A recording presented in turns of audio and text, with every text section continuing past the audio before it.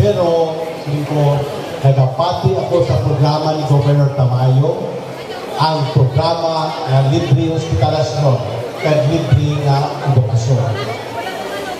Pila ka pinakita ka probinsya sa bilog na Pilipinas?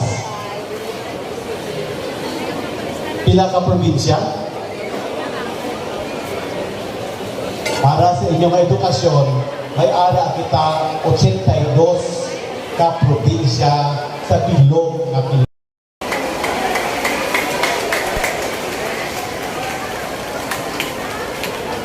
Atong palakpakan ang Partido Federal ng Pilipinas, Freedom Daniel. Sa liwat, mayo. Kung may muhan ini sa ordinansa sa katon nga sangguniang panalawigan. Tama pa dayon lamang, maski hindi na ako ang gobernador ninyo,